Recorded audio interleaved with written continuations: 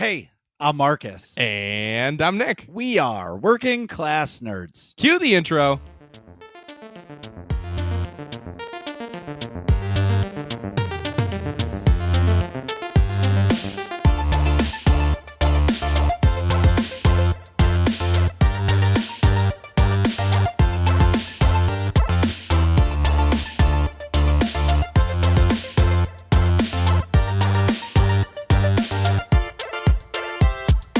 That's right, we are Working Class Nerds, the podcast that gives you no information about your favorite information. Today is Thursday, September 16th, 2021, and you can find this. Nick is definitely wearing Skinny Sweats podcast on Apple Podcasts, Buzzsprout, Google Podcasts, Stitcher, Spotify, and anywhere you can find a podcast. I almost said policy in the galaxy. You can watch me terribly fail at video games Tuesdays, Wednesdays, and Saturdays at twitch.tv/MarcusB814. And I stream Friday nights now playing Destiny 2 on YouTube, but I can't tell you what the channel is because it's just a bunch of letters. But you can also watch me play video games every single Monday night at twitch.tv/NickVern51. And you can find the both of us on Twitter. I am at MarcusB814. And I am at Nick Vern. That's NickVern. And in this week's episode, we're talking with Ono Plays. Ono is a Twitch streamer, member of the greatest stream team to ever exist, the Garrison. Whoa. And he plays Super Mario Maker. So, Ono, welcome to the show. And what have you been up to? Hey, yo, what's up? Thank you for having me on the show, man. First of all, let's start with that. You're very welcome. We're happy you're here because we've never had anybody on the show that plays Super Mario. So prepare for the questions. Oh yes. So man, that game, it's funny. It's comparable because I played Dark Souls too, but mainly Mario Maker now. And my God, they're both just as frustrating. I was going to say you're a glutton for punishment. No sir. shit. Oh yeah. It's rough, but it's a lifestyle. You know, once you get into Once you start that lifestyle, you end up finding games exactly along the same path. So forever it shapes your destiny. Yeah, pretty much. I mean, pretty much. I'm kind of stuck to those now. I played other normal games, and it's just doesn't quite scratch the itch. You know what I mean? It's just not quite what I need. I getcha. When you play a different game that's not one of those games, do you put it on the hardest difficulty? It's funny because I used to never ever want to play it on the hardest difficulty, but you nailed it. That's like, I just do that, and it's for no reason. It doesn't make any sense because think about a new game. You pick up a brand new video game, never played it, haven't even been through a tutorial, maybe didn't even read the Steam description before you even bought it. And then you're just like, okay, difficulty max. Like, there's no sense to that. But here I am. I feel like I know. So I remember when Jedi Fallen Order came out, and a friend of mine, he's another streamer, Drixie. He was playing Dark Souls and doing all of those games. And as soon as he got Jedi Fallen Order, he went right to Grandmaster. He's like, "Look, I played Dark Souls. This game is not going to be harder than Dark Souls." And he finished the game on Grandmaster. Wow, I couldn't do that. No, I mean I could maybe do like the step up from normal, like I do hard. Hard, whatever that is.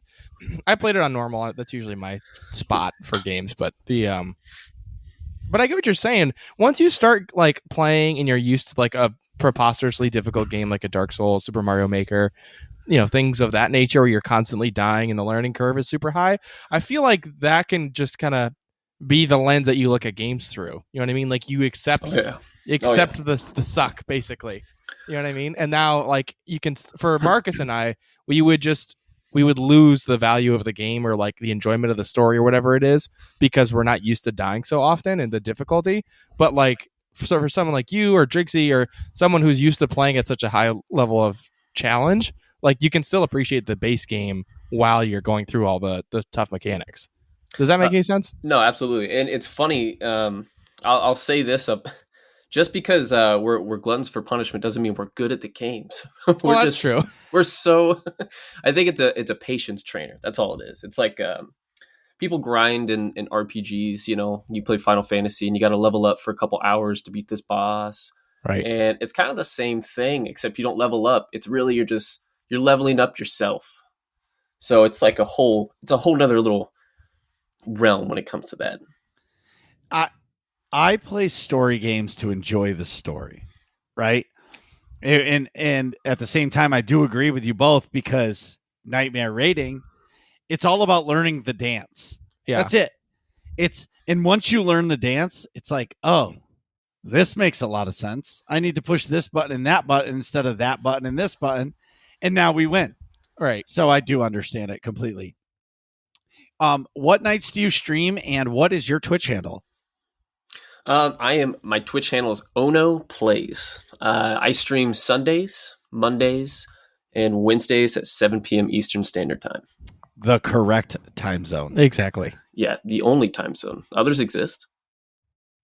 Exactly. The only time zone. The only real time zone. It's the truth. It's amazing to me, and I'm sure all of you know it.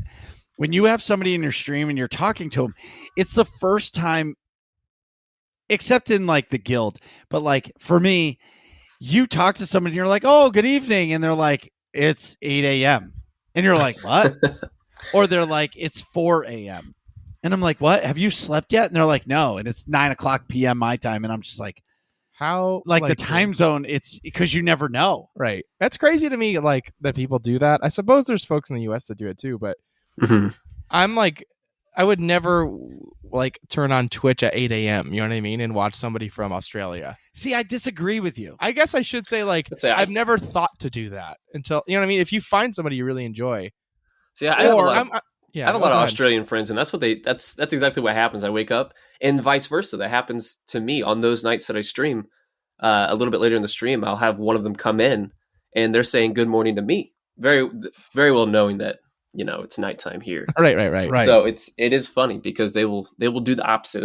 You'll see people pop in, waking up, and they just pop in your stream. You're like, wow, I'm the beginning of your day. Whoa. Yeah. Right. Well, sorry. Yeah, no, I just think it's a part of the Twitch culture, right? So Nick, what do you watch when you wake up on your phone? Or do you listen to a podcast? On the way in, I usually listen to a podcast. Yeah. Okay. So when I wake up in the morning, I'm listening to something. Yeah. You know what I mean? And I unfortunately don't really have anybody that plays video games first thing in the morning. Yeah. But sometimes at lunchtime, when I'm eating my lunch and I have my headset on in the shop, and I'll click on and see who's streaming, Kitty or anybody, just because I don't know. For me, I'd much rather watch a Twitch stream than I would a YouTube video. That's me. I get you. But at the same time, the Twitch community has kind of molded me to that, I guess I could say, because I want to support all the people that support me. And you're saying, oh no, if somebody from Australia is streaming and it's my lunchtime and I can be in their chat for 5 minutes to be like, hey man, how's it going? That goes a long way. Yeah. Because it shows that you care. And hey man, I had 5 minutes and I got to catch your stream. Sweet. Yeah. I guess it's just I haven't experienced that with Twitch yet, because I'll definitely get up early and watch a Premier League soccer game. Yeah, it's the same thing. If Liverpool has the 7 a.m. game, I'll get up and stream it in my bed, Right. Or, and I challenge you tomorrow morning or one morning when you wake up and you're laying in bed, or this weekend, just put on Twitch on your phone and search the game that you're playing, like Horizon Zero Dawn. You see if just someone's search streaming it, and start watching it, or another game that you really like, and just watch them for 5 minutes. And be like, hey, in the chat, and next thing you know, a conversation strikes up, and next thing you know, you're like, wow, this stream is awesome, right? And then you end up back there another day, or they end up in your stream on a Monday night, and you're like, whoa, right? How did you end up? Good day, here? mate. Yeah. You hit the nail on the head, though, when you said, especially being involved in Twitch as a streamer, it kind of curates you to that environment and that culture. So you do end up, like, not everyone, obviously, but I feel like it's more common to see streamers when they wake up, they might watch a streamer, or like you said, on your lunch break, they choose to watch a streamer, or they're going to bed. Maybe they might pop in on a streamer instead of those things, those ladders, like you said, instead of catching up on a Netflix show or a YouTube video or whatever. I think that's a big defining thing with being a Twitch streamer yourself, is you end up so engrossed in the culture of Twitch, which isn't good or bad. There's no, connotation there, but that versus I'm going to wake up and watch a soccer game, and there's nothing wrong with any of it. It's good to take a break from Twitch. I just, You totally nailed that right there. One of my really good friends, I met him via Twitch. Like legit, Kogus. Yeah. I met him on Twitch. Then we started talking. Then we started playing SWOTOR together off and on. Then when the New York City Cantina came on, he flew into our local airport and then drove with Nick and I to New York City. Mhm. Like that wouldn't have happened if I never watched his stream. Oh, That's the culture. Yeah. yeah. And I find myself, I don't even watch TV anymore. I watch Twitch because I find watching my friends or people in the stream team or just anybody random, I find that to be more entertaining than any TV show can give me. And that's what's awesome about 2021. Forget about everything that's going on in the world. The fact that we can do this. Can you imagine? All right, here, play this out. Imagine it being 1985. Okay. Or even 1990. Okay, let's go to 1990. That's more realistic for me. Okay. 1990, but in 35 years, this is going to be the way life is. You're going to dread every day because you're going to be like, this sucks. It's so boring. Give me the internet. Right. Yeah. Like, I want to be able to watch somebody play a video game, not connect 7 Xboxes via an Ethernet cable just to play Halo 4, 2 TVs with 4 screens, split screen. Right. Right.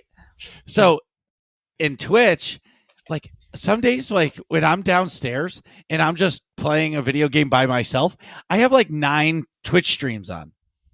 And I'll say hello in all of them, and I'll pick one to listen to for 10 minutes. Then I'll mute that one or turn the volume down so I keep my viewership and go to the next one and make sure I say hi.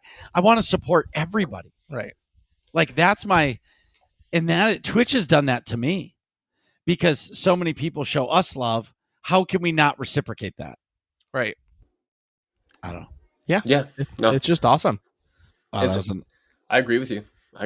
It's hard. It just and it's funny that you mentioned that. I recently had to take I put a Twitter post up and my Discords, all that stuff. I was like, this was about 2.5 weeks ago. I was let's just say I have my 1 year's coming up here at the end of this month, and Ooh, let's go. Nice. yeah, Congrats. I'm excited. Like, yes, but Are we doing made it a 6 whole hour, year. 12 hour? We're doing a normal stream, and that's that's it. But a lot of people do like crazy streams, but I don't have the energy to go beyond 6 hours. So maybe 6 hours, we'll see. Let's go. 6 hours. Let's go. But we ended up it's funny, all the way up until this month, essentially. I had some stuff in my personal life go on, nothing bad, just like I had to refocus Busy. a bit. Busy. Yeah, busy. And being a father, full-time job, all that stuff, like a lot of people out there that stream, it's just like you catch up after a while. You're like, oh, okay, hold on, I gotta take a step back. And so I ended up doing that, and I was at the point of obviously watching, like you, like I'd have tons of streams up. I was like chiming in, I was watching stuff. Like I'd have to go out and do something. I'd leave a lurk up. I'd have to go make dinner. I'd chime in, blah blah blah, go make dinner, etc. And there's nothing wrong with that at all. But I just want to say there is a healthy portion of that every now and then it's totally okay. And as a streamer, totally understandable for viewers to take a step back, especially if you're a streamer and a viewer. And I learned that I always had that thought of what you said, like reciprocation. Like if people are showing me love, man, I got to show them love. And 100%. And I believe that. But there is a certain point that you gotta look out for your own mental health, your own capacity of love when it comes to your friends on Twitch. So that's my only disclaimer. It's funny, I went from doing that to like, okay, well here, how about this? How about when I'm at work? Because I have the accessibility at work to watch streams at the same time. I could throw it up on a monitor kind of deal. That's awesome. I was like, all right, well, I'm at work, I'm watching these streams, I'm doing my job. And I was like, man, it's hard for me to focus on certain things. And I was like, I really just need to put one up, tab it out, and mute the tab, so the viewership's still there, but not, the video's still going. And I need to not be involved. So my way of showing support sometimes has turned to not even physically showing up there, which is funny because I thought initially I was like, man, this could be like maybe not detrimental, but damaging in a way to how people view me, and maybe there's a lot of people out there expecting reciprocation, so they think, okay, I don't see Ono around, so maybe I'm not going to go to Ono's right now. I'm going to click on someone else's tonight, which is a fine decision, anyways. But I found out that for the past 2.5 weeks or so, I've been reeling it back a little bit, just for my own personal life, right now. And I found out, man, the communities, a lot of these communities still love you, even if you have to take a step back. So I just want to throw that out there. That's like that's a big other end of that I think a lot of people don't identify in themselves, and they ignore it, and eventually they get burnt out. So it's like, take those little breaks, take those times to yourself, go touch some grass, as some people would say, and then come back inside. So I completely agree. I don't know when it was, last week or the week before. So Nick can agree to this. Yeah. My schedule I'm I don't want to say the word regimented, right? Yeah, I think I'm regimented. You can say that. Yeah. So like, I'm at work every day at 7:30 and I work till 4:30 or 5:00 every day. It's my business. I build cabinets. Let's go. Streaming, I look at the same way. Like, I stream Tuesdays, Wednesdays, and Saturdays. That shit happens rain or shine. Mm-hmm. And I don't know. I don't remember what it was. I was toast. Like, I was so toasty toast that I just couldn't do it. I think it was Tuesday. Yeah. Right? Or was it Tuesday last week? or Wednesday? Yeah, one of the days. Yeah. And I just had to take a night off, and it killed me. But I do agree. You need to take the time for yourself, and I completely get it. But at the same time, the way Twitch is about consistency, and you have to take care of yourself. Like, a day off is great.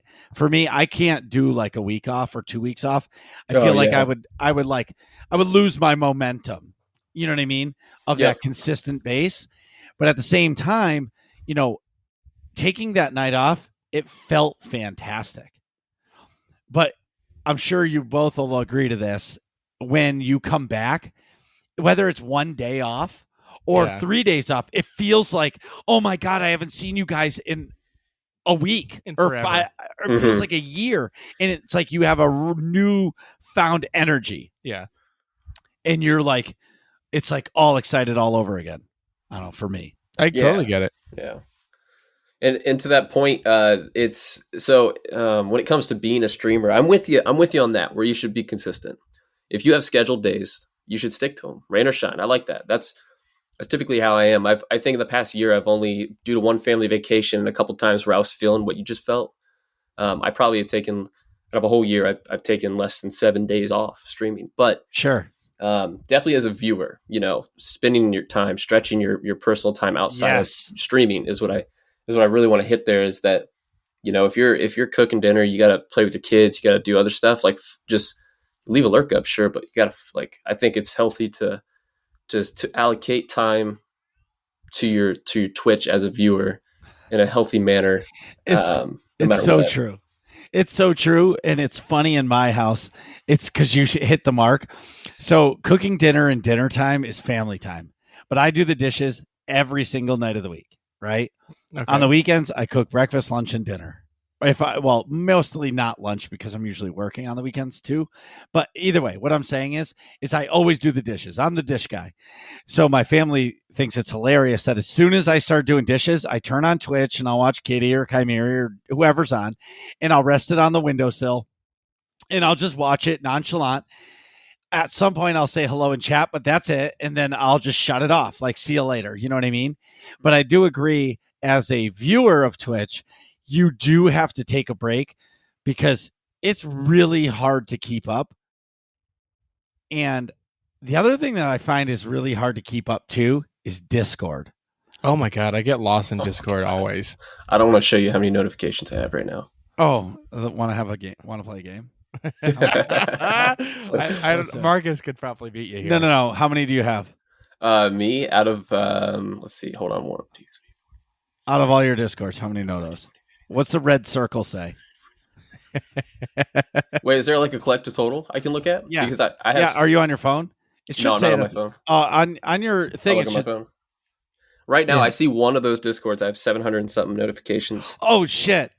You got Marcus. Justin, oh, yeah. 1,222 on my phone.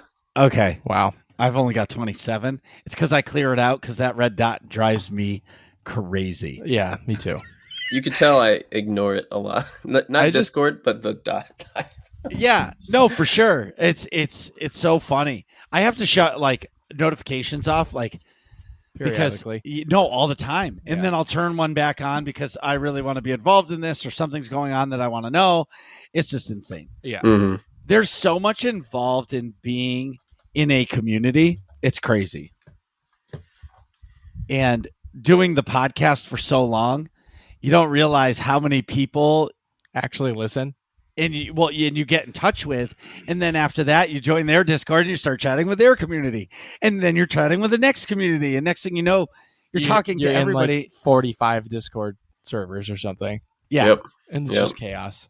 It's awesome in every way because you get to, what I really love about Twitch and Discord and like this community is each one has its own flavor. Yeah. Nobody is the same, and it's freaking awesome. It is awesome. You know? Yeah. Everybody has their own style, and that's what I really like. Anyway, Nick, what have you been up to? So last week, obviously, I was not on the show. I was a little worried I had COVID again, but I did not. I just had like a super mega nightmare mode level cold. Nightmare. Yeah. But I conquered the boss. I got through. I did the dance correctly, and now I'm fine. But yeah, a couple of Schwabarooskies later, I was like, okay, it's not COVID, but I definitely had a bad cold. And Marcus is giving me the pinky up with his Pellegrino. Delicious. It's fancy water. So Horizon Zero Dawn is continuing to be absolutely epic on Monday nights. And dude, can we just say that game is even more beautiful? Yeah, Even more beautiful at night than it is during daytime of the game. I know. Like at night, like all of like the sci-fi glows off like those rabid dogs, Yeah. robot dogs, and like everything has like this weird glow. Yep. It's so sci-fi and so awesome. I wish you could just play at night. I know. Just only night mode. You know what's crazy? My mom actually tuned in last week. I saw her in the chat list, but she didn't say hello. And she was like, I didn't want to say too much. I'm like, what do you mean? That's the whole point. Keep typing. But I was just appreciative that she came by. She was like, whatever you were playing looked like real life. That looked really cool. And I was like, yeah, that game is beautiful. And the story's cool. I'm getting into the thick of it, if you will. You know, but it's got to be hard because you're only playing it one day a week. I know. It kills me. I want to play like 6 hours in a row or like 6 or 8 hours a week or something like that. Just crush it in like a month. I don't know. I can't commit to more than one day a week. And now I don't want to mix it up because then people watch me every Monday. You know what I mean? Correct. Yeah. And you want people to follow the story. Right. I get it. Yeah. Now, what about doing a longer stream? I could probably do that. I just run into the issue that like after streaming, I'm all amped up and I have to go to bed because I got to wake up for work at 8. Thankfully, I've been working from home this week. So like I don't have to get up an hour before I have to be there. I just get up, 5 to 7 minutes before I have to clock in. You know what I mean? Oh, no. Do you get tired playing? Not really. I get a little bit. It depends on what's happening in the story. If I hit like a couple of big main story quests, then no, I don't. But because I'm like running through it and those usually take, a good chunk of time to get through. But if I'm like sort of between quests, like I did a couple side things, I'm collecting resources. I have to do like, sell stuff to vendors and upgrade my gear. And it, you know what I mean? Then it's a little bit more tedious. I like that stuff, but I don't get like lost in the game. And then I look back up and 45 minutes have passed. You know what I'm saying? When it's stuff that like drags a little bit and you don't get lost in it, then I like kind of feel like the stream is a long time. Largely, no. I don't really get tired playing it. What about you? Oh, no. Video games in general, I'd say it totally depends on the video game. It's let's say the difference is, for instance, I speedrun a game called A Short Hike. I could probably do that for 12 hours straight and probably wouldn't get tired of it. Which dangerously, I've A stayed up way short too hike? late. Yeah, Short Hike. It's a cute little game, but um, basically, when it comes to that, sure, I don't get tired of it. But if I'm playing Dark Souls, I think my limit on that is probably like 4 to 6 hours, just because you can only fight the same boss so many times before you're just kind of wiped. Yep. I understand that completely. What is a short hike like? A Short Hike. So basically, I won't ruin anything. I'll give you the 2-second synopsis here. It is, you're a bird. That's I guess the creature you are. Huh. Yeah, you're a humanoid bird. Like, just pretend they're humans, I guess. Birdman. Birdman. All right. Anyways, they the Short Hike. You go to your aunt lives at this like island nature reserve, kind of like a national park type deal. You get dropped off there, and it's supposed to be like a kind of a soul journey. You go around the island, you explore it, but the premise of the game is you have to make it to the very top. It's like a mountain, right? Uh-huh. Basically, you make it to the top because you're expecting a phone call from somebody. They don't tell you who, and Okay. you don't have any cell reception. So everyone's telling you, well, yeah, you just got to go to the top of the mountain to get it. So then the premise of the game is you're exploring the mountain all the way to the very top to receive a special phone call. And then I'll leave it at that. Very cool. But it's a very casual mechanic-based game, gliding as a little bird, Yeah. jumping, you're climbing around and stuff. It's and it's aesthetically pleasing. It's a very casual game until you speak on it. It reminds me of I don't know why, but it reminds me of Journey. I'm watching the trailer from Oh, right now. yeah, Like The same people who made it? I don't know. No, but like it's not really. There's not the same vibe of Journey at all. This looks like you can do a lot more stuff, but this looks a lot less linear. But like it gives you that like I don't know. It seems like there's a lot of like metaphor or something. Yeah, it's No. it's just like adventure driven. There's not it's like it's vague when it comes to Yeah. any kind of story, but it's a lot of exploration. I think and Journey is a fantastic game. So that's Oh, like a similarity there. Very cool. Yeah, I forgot what I was going to say. Well, I know one thing I'm going to say is Horizon Zero Dawn. I would love to play that game. I could not do the bow all the time. Oh yeah, I know. I'm out. Yeah, you need a machine. You like a machine gun or something. Some machine gun. Some turret. Spray and pray. Yes. But the mechanic of that, I wonder if you played it on like easy mode if you ever run out of arrows. Because you craft them.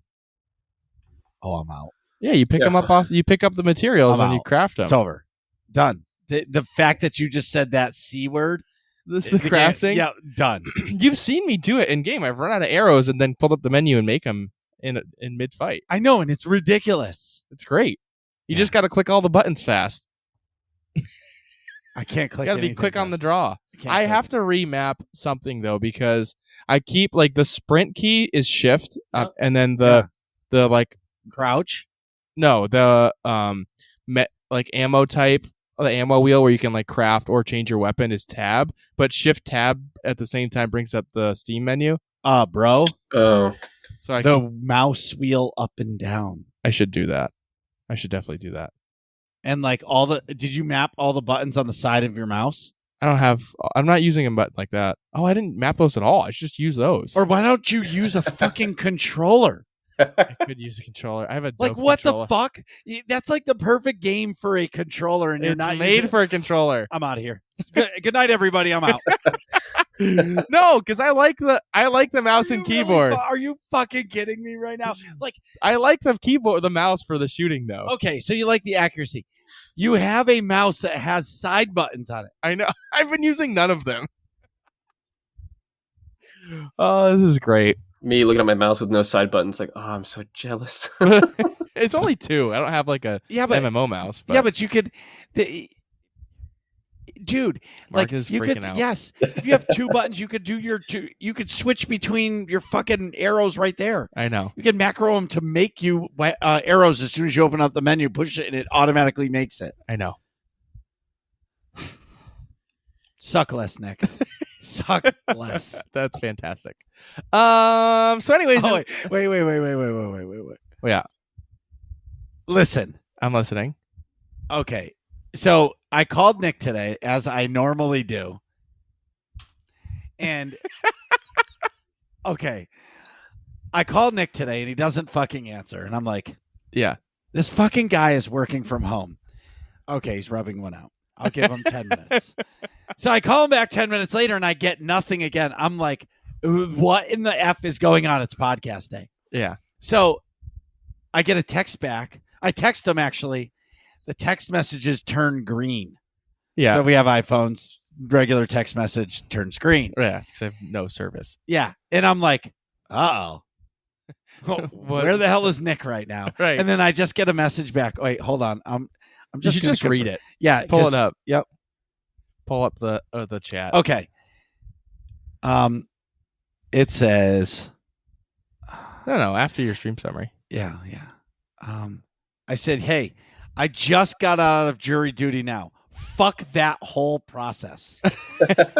Okay. And mind you, that was like 3 hours fucking different in time. And I'm like, oh no.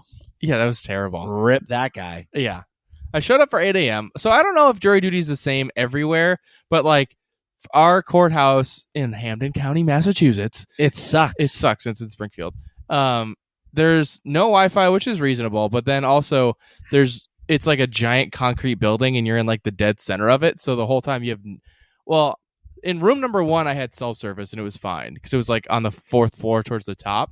But then I go in, normal jury duty. You're in like a giant room. There's millions of seats. But then like they brought us into a courtroom, an actual courtroom, and you're sitting where like the witnesses would be. And then they talk about like what's going to happen in the case. And I don't know if it's just because it was a criminal trial or what.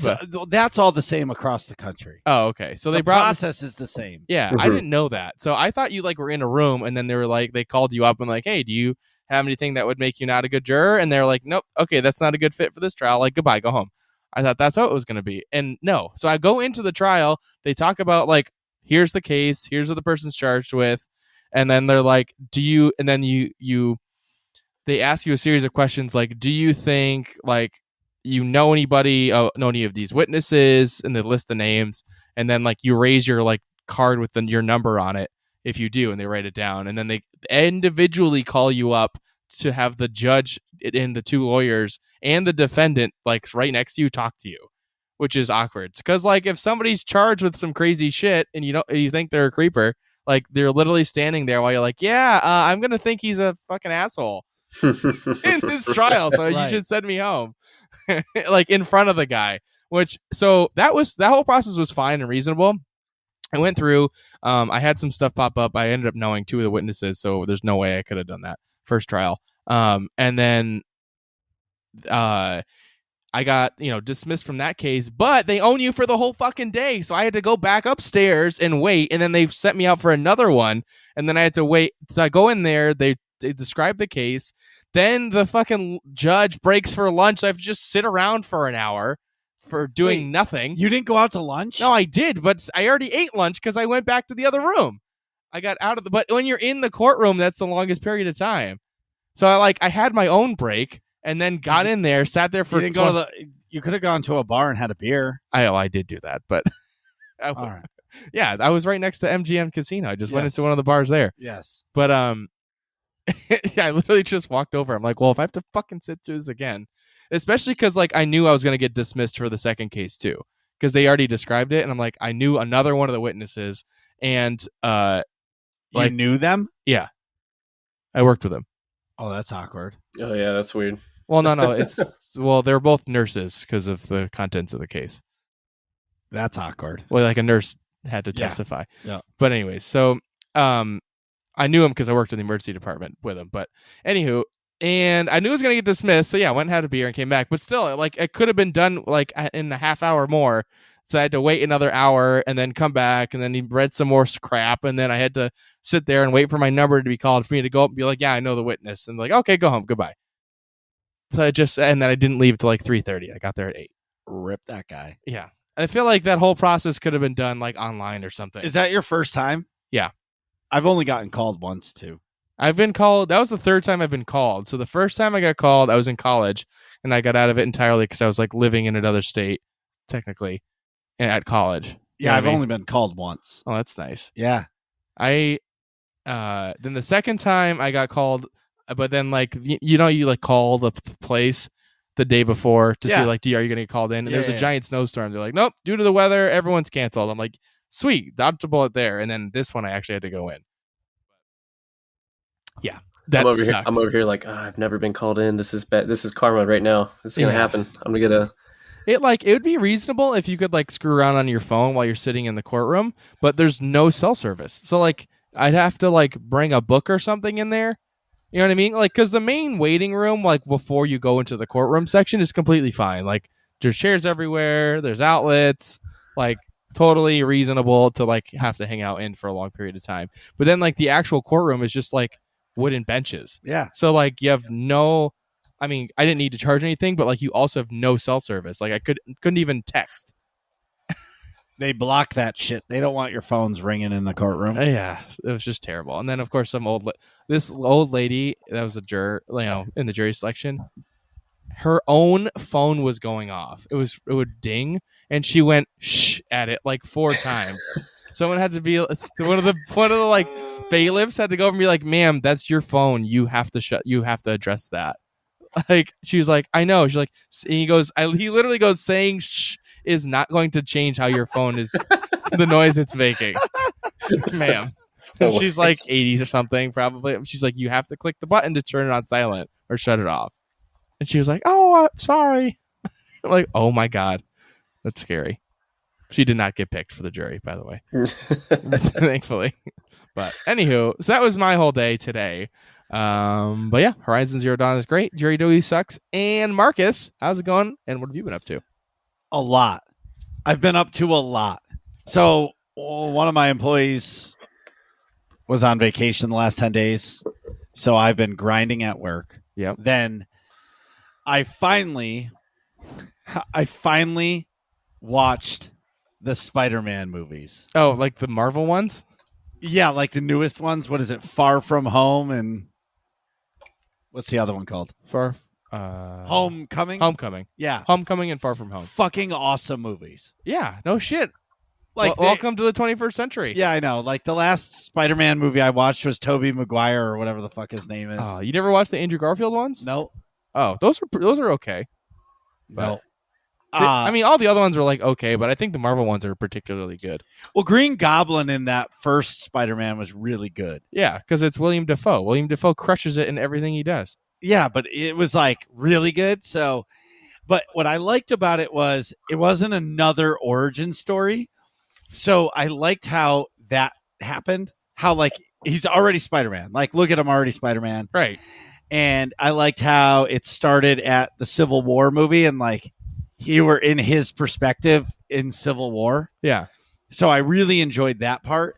The other thing I liked was it had that fun, like, I don't know. It just started off with like Blitzkrieg Bop from the Ramones playing. Yeah. It instantly was like, okay, this movie's going to be fucking awesome. Yeah. It's like fun. It's just a fun movie. And I liked how they brought all the characters back for the second movie. So it just like kind of built on, and it immediately happens right after Tony Stark is gone. Yeah.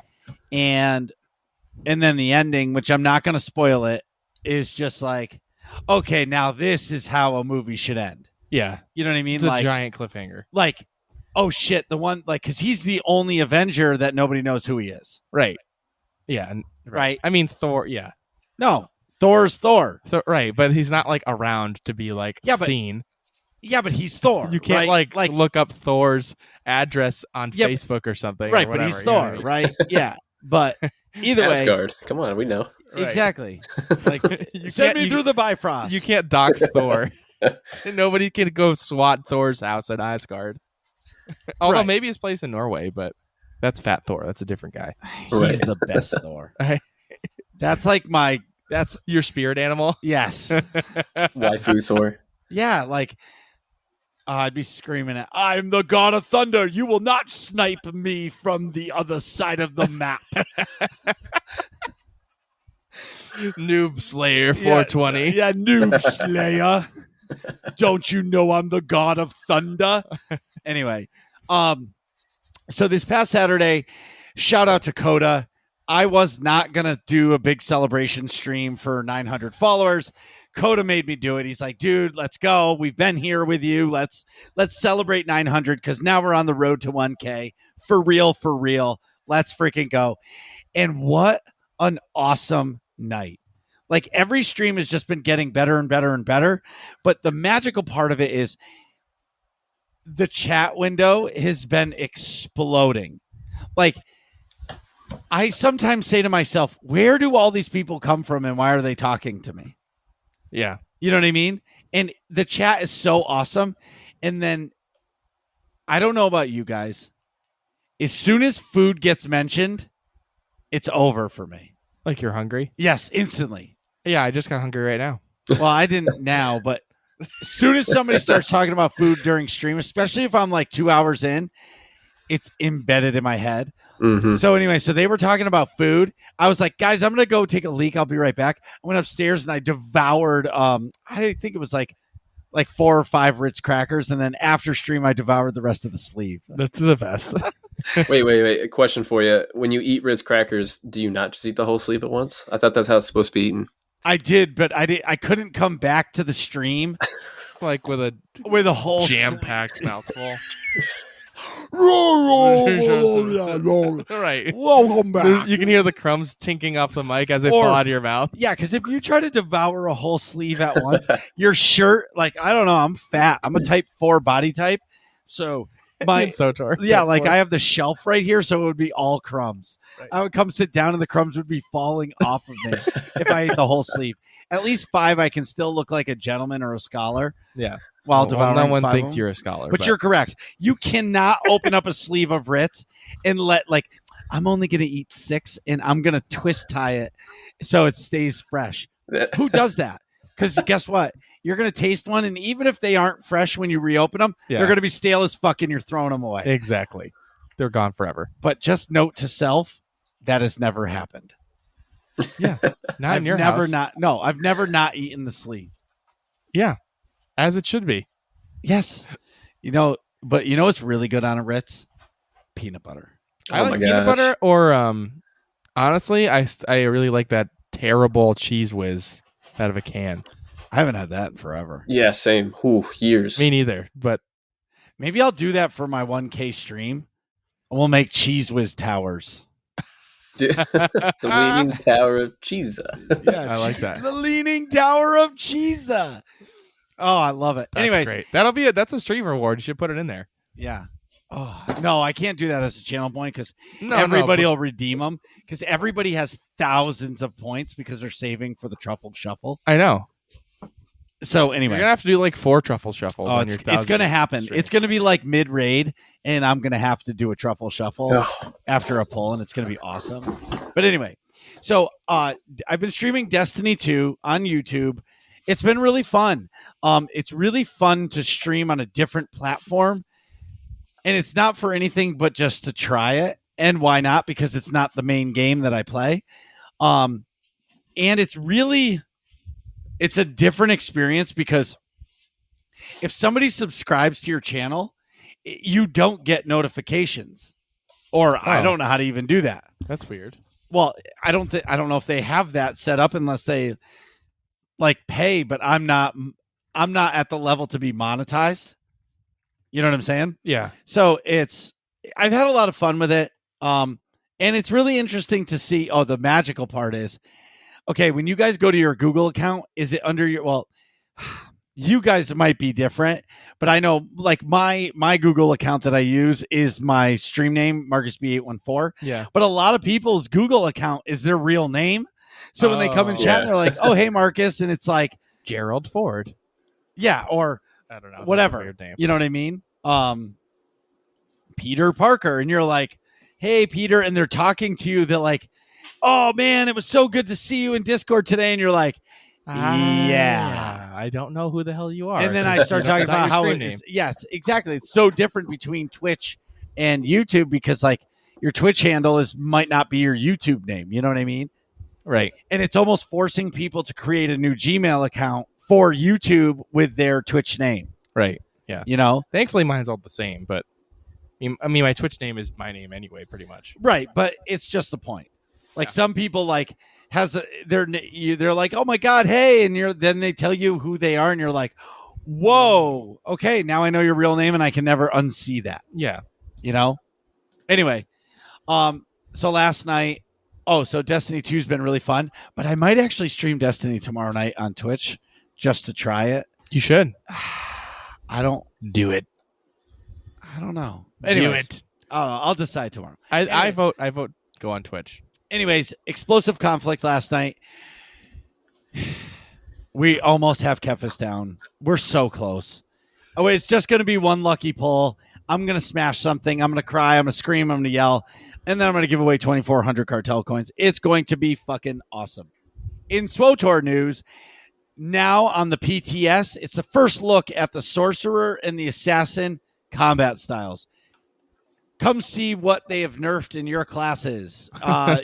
We've taken a bunch of abilities away. I'm not going to actually say anything about it because I have not seen it. I've decided that until they release these classes with the new set bonuses for the gear, with the new tacticals, and on top of that, level 80 content, there's no point in testing these because it's just fake news. It's not the actual build that you're going to be playing in the new expansion. Right. Yeah, especially if they're against build, if you're playing them like next to builds that are the old style. Still. Yes. So it's like an apples to oranges. Okay, we're taking these abilities away. What do you think? Well, right now it feels okay, but once you take away the set bonus, it might not work.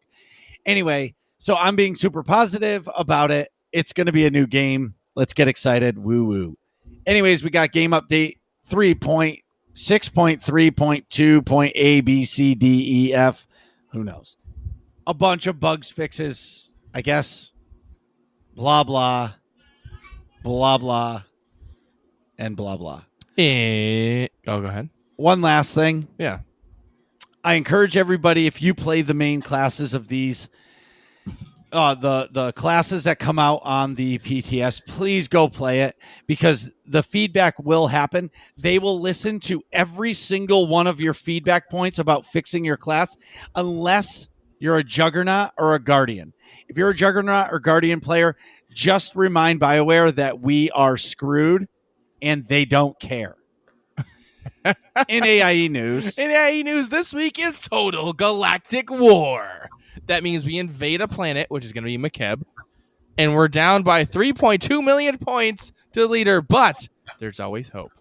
Yeah, so and we can catch up. So let's do this, AIE. If not, we still had fun. Yeah. But we can do this. Yes. Do or do not, there is no try. We so Total Galactic War is once every, I think it's like 13 weeks or something like that. Some ridiculous number. They unlock all the planets in the game that you can try to win the planet by gaining points with your guild to conquer the planet. And the last few times we have won our planets, but this one we picked a pretty popular planet and there's some stiff competition. Yeah. So it's going to be also very interesting. And this Saturday night, I'm going to be doing an Opsathon where I'm hoping to get 2 or 3 8-man teams together, and we're going to do an op, and then I'll switch our characters, and somebody logs out and saves the last boss lockout, and then all of us just keep clearing the same op with a different character so that we can just pile on points. That's great. And what do we do on Tuesdays? So Tuesdays are our mandatory fun guild night in Star Wars: Old Republic from 9 to 11 p.m. Eastern Standard Time. And that mandatory fun night is where the fun is mandatory, but attendance is not. And we switch back and forth from the awesome, epic, realistic Imperial side to the sunshine, rainbows, butterflies, unicorns, and friendship instead of killing your enemies Republic side. So we've changed up our schedule of events for AIE content in Star Wars: Old Republic, where there's slightly less things. We've trimmed the fat, if you will. So the first Friday of every month is still Master Mode Flashpoints. That is the most difficult Flashpoint content. If you're not familiar with that, that is group content to the tune of 1 to 4 players, roughly 45 minutes, hour at the most per per quest, and they're pretty epic. So it's the most difficult version of those.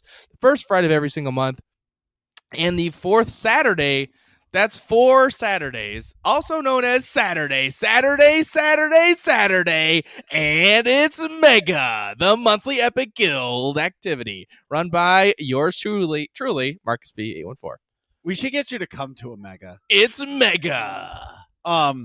So what we've realized is we can pile in some really fun things during our Tuesday mandatory fun nights.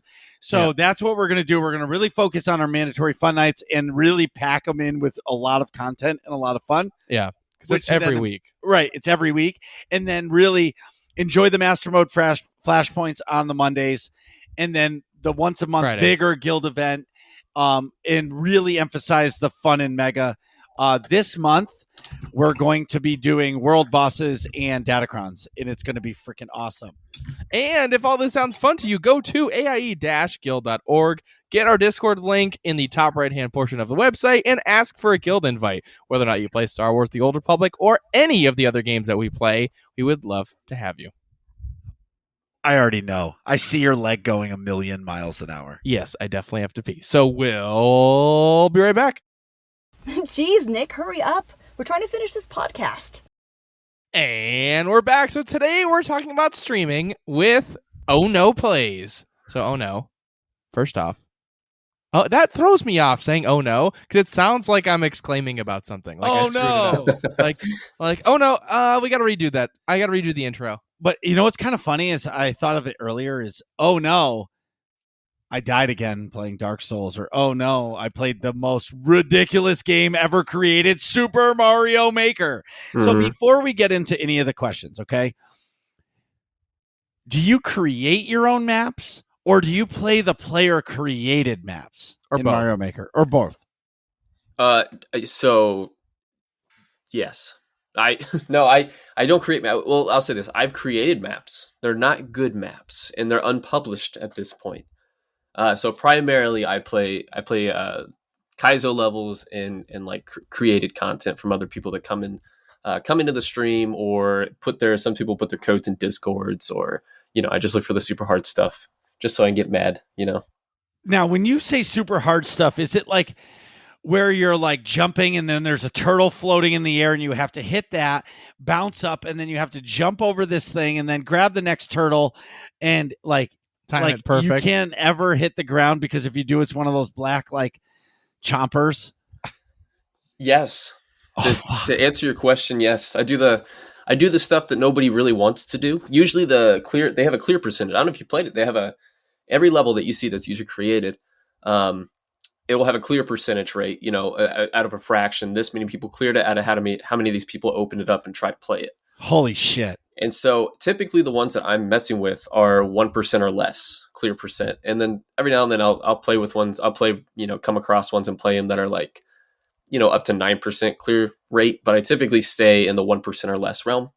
So those are the ones that are like what you just said. You can't hit the ground the whole time, or like puzzle levels that are just really hard, or Kaizo tricks, which are just like not glitches or anything, just using the game mechanics in very specific ways. It's like it's tech for Mario.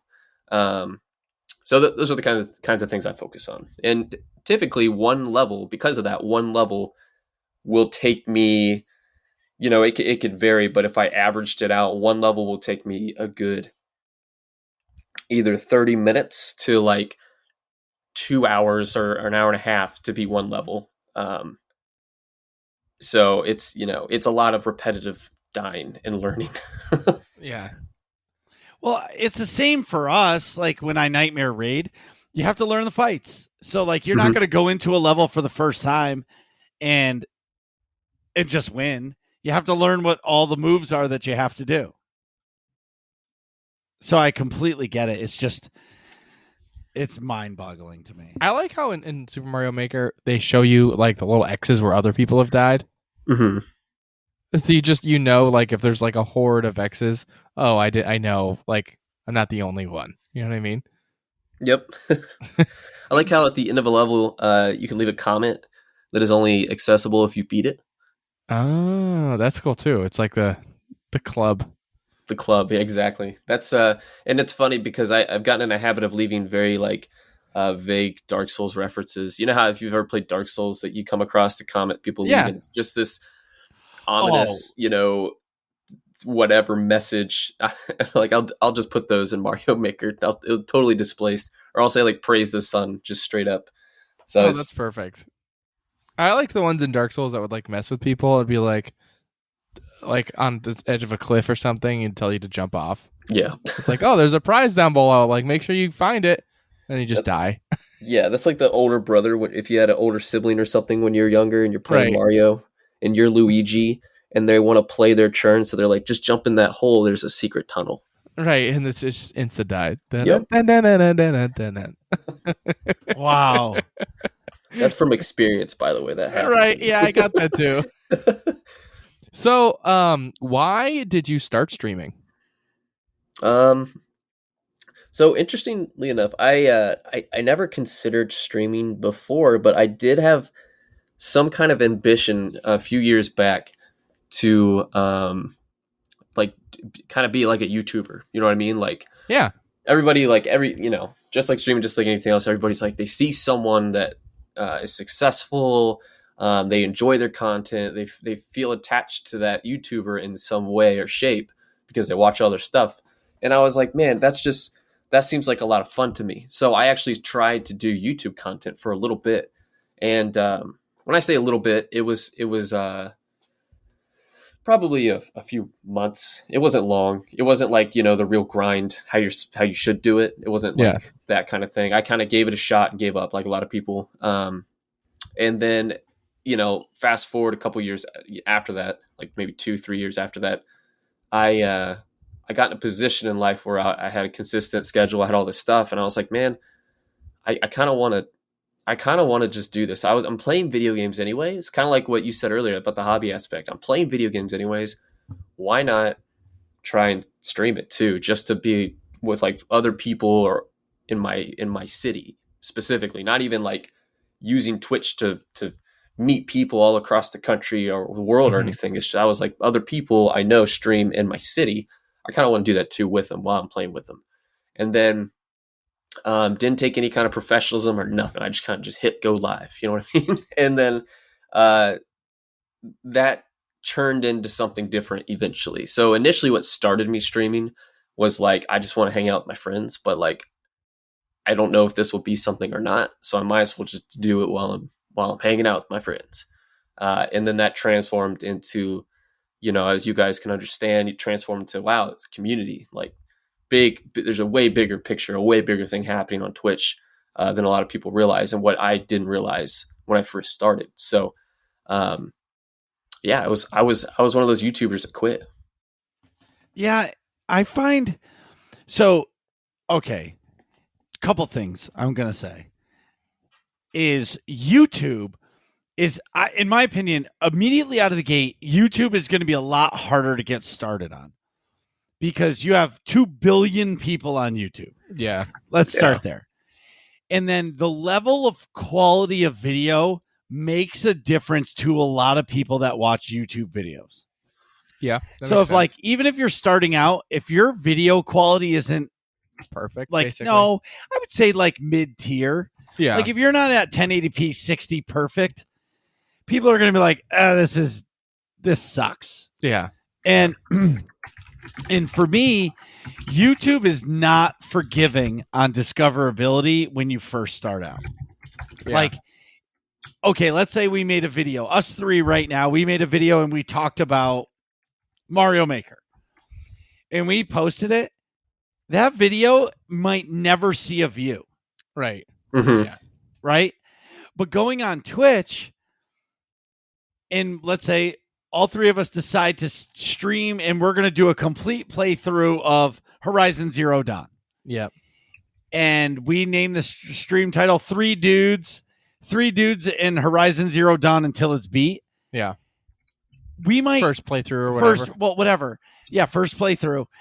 There might be 15 people that pop through our stream throughout the day, night, whatever. Yeah. Just because they're curious on what we're doing. I mean, look at my stream. I mean, granted, I had the nerds community, but I got raided by somebody just because I was playing Horizon Zero Dawn. Exactly. Yeah. And they wanted to take their community through it. So Yeah. I do understand quitting YouTube solely because I find that it's really hard to grow from nothing on YouTube. Yeah. You almost have to have a community first and be like established and and have all your ducks in a row first, and then put content there or something like that. Yeah, or create content that nobody else has. Yeah, that's true Good too. luck. Yeah, no kidding. Exactly. Yeah, good luck. That's So- the fun part. Right. Yeah. As working class nerds tradition, what's your favorite ice cream flavor? Oh my goodness. Okay, so is it like plain ice creams or like those combination kind of ice creams Oh, from Ben and Jerry's or like whatever does it you matter? want. Whatever your favorite ice cream is, close your eyes, right? Let's play this exercise. Close All right. your eyes. You have a spoon in your hand and a pint or a half gallon, whatever it is, Or a waffle and- cone. or a waffle cone, and you're sticking your spoon in it and it's hitting your mouth. What's the first one in your favorite that comes to mind?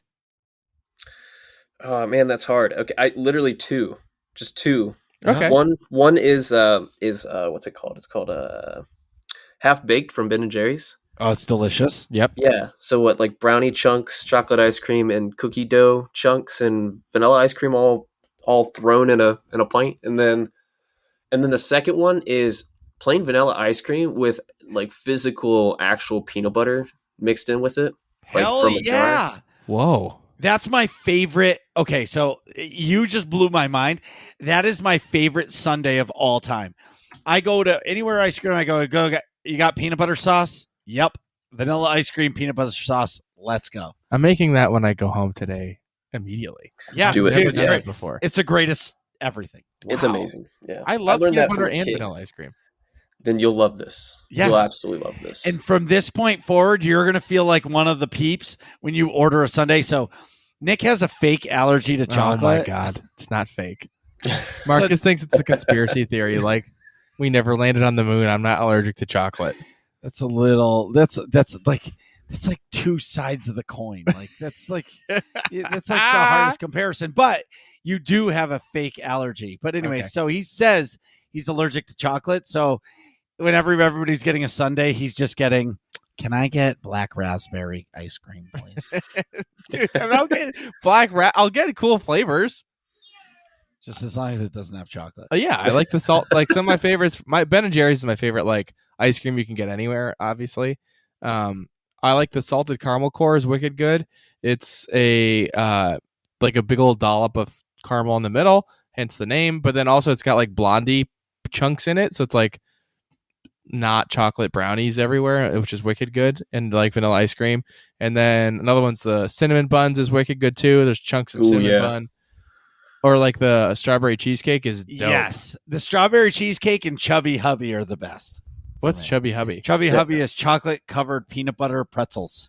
Wow. Oh man, I've And never had that. That Chubby sounds Hubby, amazing. it's hard to find. It used to be in like all of our local grocery stores, but now only like a gas station that has Ben and Jerry's has it now. Huh. Yeah. Chubby Hubby. Chubby Hubby, but you can't eat it because you have a fake chocolate allergy. So I'll just put my tinfoil hat on when and then I we- can eat it. no. So on our 3-year anniversary, Nick's gonna eat a peanut butter cup. We're gonna prove said- it right then and Oh, there. sure. Yeah, and then I'll like vomit profusely and get a migraine.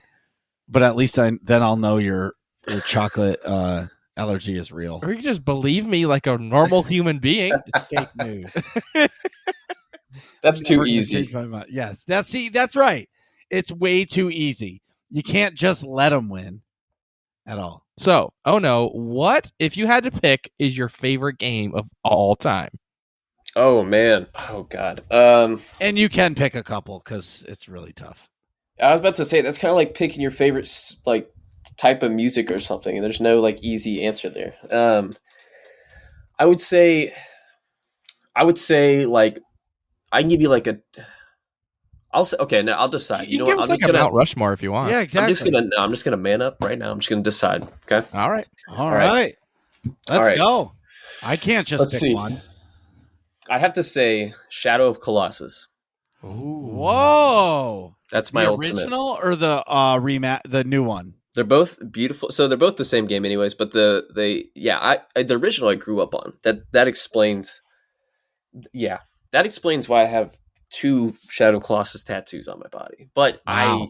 I absolutely, probably that's it. That's the game. That's the one. If I had to So choose one. I played the remaster when I had a PS4 for like 3 weeks, and that was a game I wanted to play. The game was dope because there's no combat at all until you find a monster. Yep. And like figuring out the mechanics of the monster was awesome. I don't know. I like that. What's game. special about it too is that like you not especially in the time that it was released, the original PlayStation 2 version, there was nothing at all like it because there was nothing as it makes you feel so small because everything's so giant and you have to physically climb. Like you have a stamina meter in the game because you're climbing monsters' fur, and some of them swim, some of them fly in the air. You're like hundreds of feet in the air. There's wind going against you. They put all those kind of mechanics in the game. So it does a really, really good job of making you just feel so tiny and insignificant. So I think because of that, I don't know, but naturally I think, they don't, if they put smaller enemies in the game, I feel like it may have drawn away from how like epic all these bosses really were. So there was a long void of you just finding the boss, on your horse. And then it was just you and yourself. You know what I mean? You're just kind of enjoying. It's like the calm before the storm. And then you find that one of the, whatever the next boss is, and it just like hits you in this big wave. You're like, I'm tiny. This is going to kill me. Like, right. The last time a game made me feel like that, it was Mike Tyson's Punch Out. Because you're a little tiny Mac. Yeah. Yeah. Mike is huge on your screen.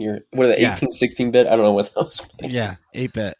8-bit. That's 8-bit. not 8-bit, is it? I think it's a little more. Maybe 16.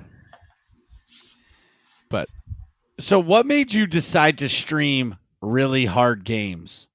And did you always just stream them, or did you start off streaming something else? Or is it just a variety? So I started off, it's weird. So I did start off kind of just playing games, like I said, with my friends. So it was really dependent on like what we were playing. So it was very variety. I played like a lot of Valorant and stuff, like some first person kind of stuff like that. And Which then one's Valorant? Huh? Which one's Valorant? Is that like the Counter-Strike clone? It's Counter-Strike with Overwatch powers is what everyone else yes. compares it to. Okay, yep. All right. I know which one you're talking about. Yeah, so you still have a lot of the accuracy of like Counter-Strike shooting and peeking corners and that whole kind of thing. But then you get like powers. So I started off doing that, and it kind of, once I was like, okay, well, I want to take streaming more seriously. I don't want to just hit go live, have 1-2 people here, and I'm just playing a first-person shooter with friends. Like, then at that point, it turned into something else, and I was like, man, what do I like to do? Like, I don't really play anything but first-person shooters and stuff because that's just what I do with my friends. And so I was watching another streamer. His name's Wolf GG, and shout out to Wolf GG. Shout out to Wolf GG. Yeah, he basically he was playing through Dark Souls 3 at the time, and so I started watching him, and I just liked how it is for a lot of people. You like the streamer. It kind of doesn't matter the game. That's kind of the draw to someone's stream most of the time. Not every time, but that's what gets you to stay. So I stayed because I liked the streamer, and I ended up falling in love with Dark Souls at the same time because I had never really played it. A lot of my friends had played it, like that I physically, in real life hung out with a lot. I just never got into it. And then I watched him play it, and it looked hard. Like, it looked difficult. But then whenever he would beat the next big thing or get through an area, like, it was such a victorious, like, thing. Like, it was such a big moment to, like, finally beat that boss after a million tries and finally do whatever, that I was like, man, that sounds like fun. I'll at least give it a shot. So I didn't even try to play it off stream or anything. So I said, I'll start at the beginning. I went Dark Souls 1. And so I talked to him about it. I just want to rip his stuff. And he was like, man, you should play this game. Like, immediately play this game. So I started I started the game, and it just kind of sucked me in. I knew what came with the territory because I had watched it a little bit, that you would be trying some stuff quite a bit. So then I was like, well, let's just go for it. And then here I am. Well, what's nice about the Dark Souls and those type of games, you only have to rely on you. That's true. You know what I mean? So like, yes, it's frustrating. Yes, it's hard, but it's not like a raid team is there's 8 people, right? So when one person fucks up, all 8 people fucking die. You know what I mean? Right. Yep. Where in Dark Souls, at least it's just you. So you can mitigate your frustration by stream making fun of you or something. You could do something funny because you died, where I find like it's almost like it's maybe a little easier to cope with because you're only relying on you. Mm-hmm. Yep. Like, yeah, you can be still frustrated and upset, but like you're only relying on you, so it doesn't. It lessens the yes, impact, kind of. Thank you. Like especially coming from Valorant. Like, think about that. I know exactly what you mean. I came from a team-based game where we actually ran a full team every time to that, and it was definitely a big change. It was exactly what you nailed it. You nailed it. Yeah, I get it. I know when I screw up in Horizon Zero Dawn, it's easy to make fun of myself and be like, well, that didn't work or whatever. You know what I mean? Rip that guy. Yeah. Versus like when you're with a team thing and then it's like you all died because like somebody else screwed something up. It's hard to like spin it into something funny or whatever. You know what I mean? It's just kind of like, well, yeah, you know what I mean? It's really hard. You can't control what other people say. Right. Yeah, exactly. And all it takes is somebody to say one wrong thing to you and they mean it in a kind sense. Yeah. Because everybody has the same goal to win, but guess what? It still can send you over the edge. Yeah, I get you. I think I know the answer to this, but are you a PC gamer or console gamer? Oh, that's a age-old question. So, long story short, honestly, I'm both. I'll just say I'm both. Okay. Originally, I was one of the whole like, PC is the ultimate thing because, I got a PC, and I can play all this stuff. And the only and it's funny because I kind of I would say I would lean towards PC because it's the most versatile when it comes to selection. There's just infinitely more games to play that are built on PC or ported to PC anyways. So if you're talking about game selection and like accuracy, because mouse and keys are a real thing, then yeah, I would go with PC. But I would have never played Bloodborne without my PlayStation 4. You know what I mean? So there's like. It's our Mario Maker for that, for that sake. So It's like at this point I'm like, all right, both, but it's only both because of exclusive titles, I would say. Otherwise, my vote's PC. Do you have a PlayStation 5? I don't. I tried initially, didn't get it, and then like scalpers, and then after that, I was like, all right, I'm spending this money on my car or something like. So sure. I just don't have it. I don't have a PlayStation 5 yet. Well, I don't have an Xbox Series X yet, and I could have got them when they launched, and I didn't, and I regret it now because the system's been out for over a year and you still can't get them. Right, yeah. That's so crazy to me that that's happening. Yeah. Meanwhile, back at the ranch. Marcus, would you like to do the honors of our next very, very important question? Oh, yeah, for sure. Who is your favorite Star Wars character? Ahsoka. Wow, right off the bat. Didn't even finish the sentence you're saying Ahsoka. Okay, Ahsoka. Why? Excuse me. Okay, so I think it's only because of Clone Wars. The story progression of Ahsoka from Clone Wars out is one of my favorite character developments that I've had. Like, it's for some reason that's the character I feel like I've developed like a attachment to, like in the sense of like of growth, because you see it with Anakin. You see like kind of some cool growth development, but you see like someone turning into a wise person through these past experiences. And there's a lot of like cool zany things that happen in Ahsoka's personality that they project through Clone Wars. It's just like I don't know. I immediately was just like, yo, that's that's a cool fucking person right there, like, or whatever. And then, as she gets older and everything falls apart, and the story progresses beyond Clone Wars and all that, she then like was like, you know what, screw all sides. And I was like, yo, what's up, Ahsoka? You're my guy. You're my girl. What's going on? So I don't know. I like that. I'm actually doing a cosplay, like a full out cosplay of Ahsoka with a mustache, but Whoa!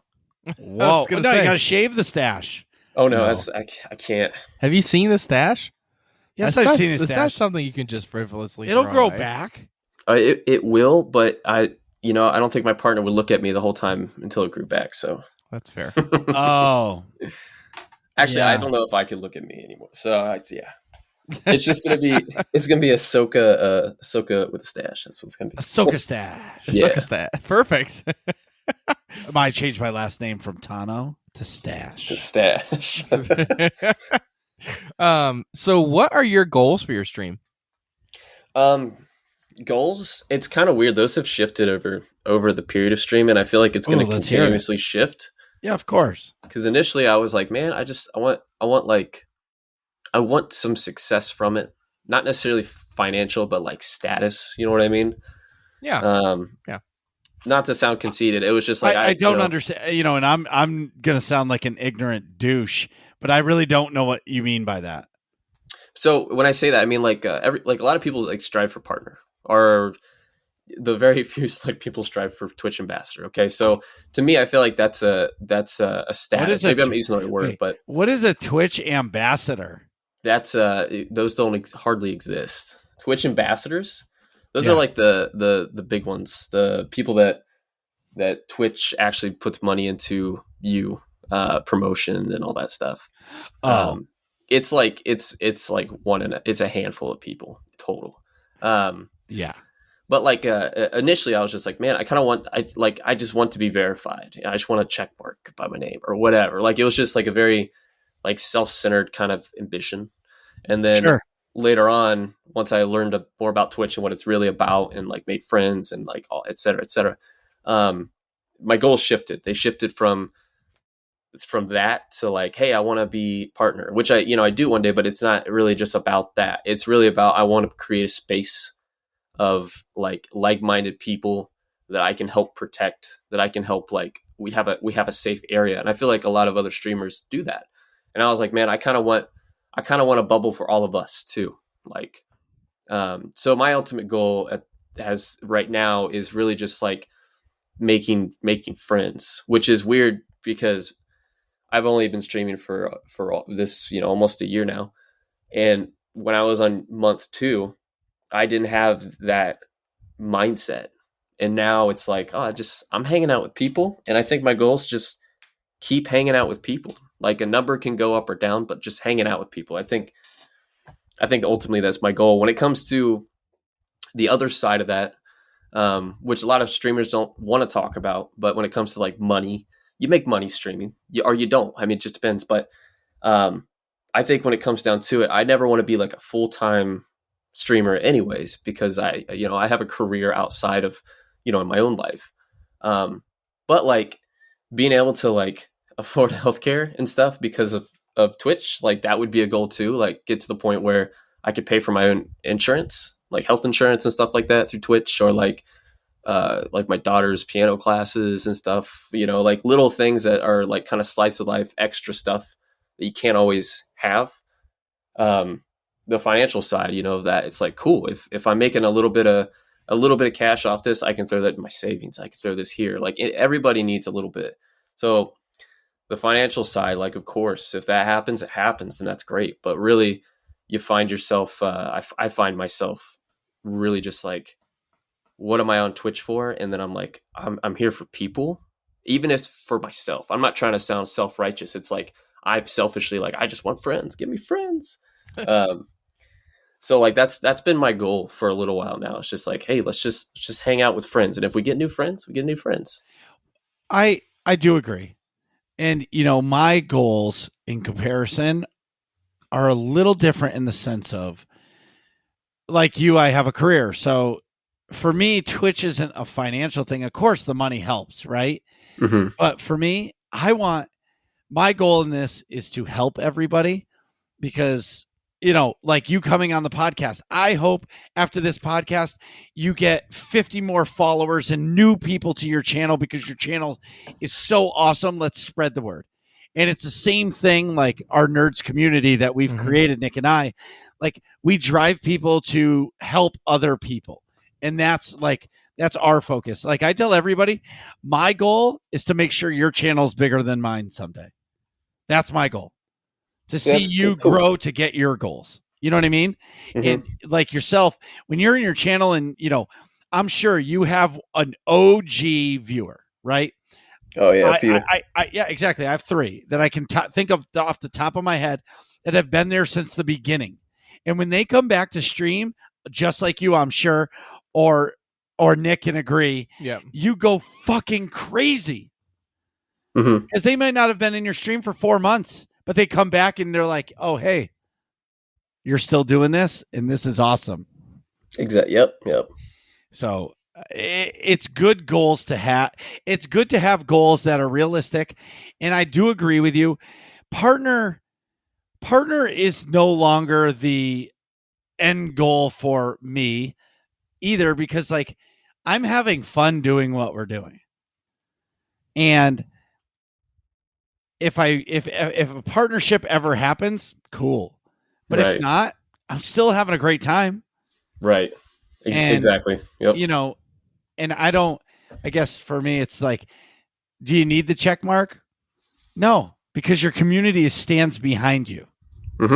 Yep. And that's the magical part of Twitch.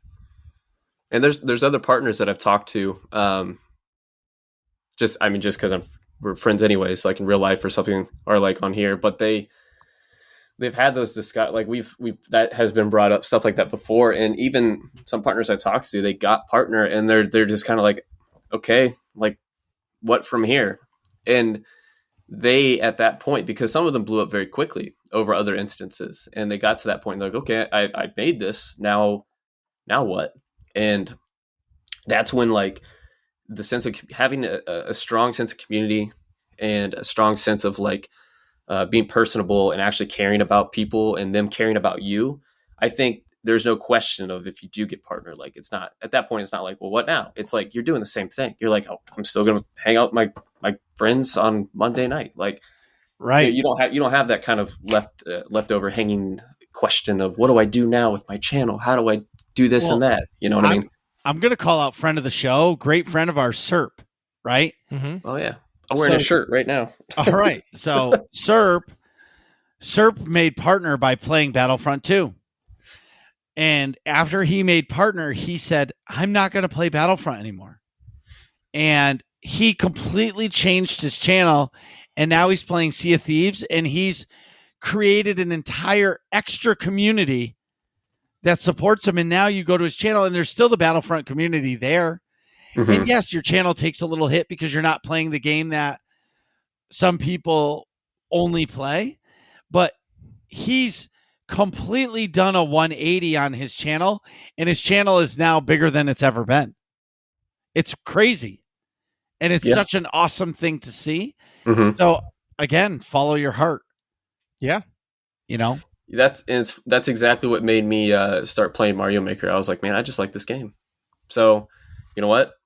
This is what I'm going to play. Like, and we're not going to lie. When you started talking about it, we pulled up one of your VODs from last night. Or this week or something. Or from Super Mario 1, it looked like. And it was just like tunnel to tunnel, and you had to jump over the thing, and then you had the chomping things that were moving. Oh, yeah. It's chaos. Yeah. Like, and you look at it, and you're like, oh, that can't be that hard. And then you die, and then you see all the X's where people died, and you're like, oh, shit. This is wicked hard. And then you got to start off at the beginning again. Right. Yeah. Yeah. There's no checkpoints there. No, never.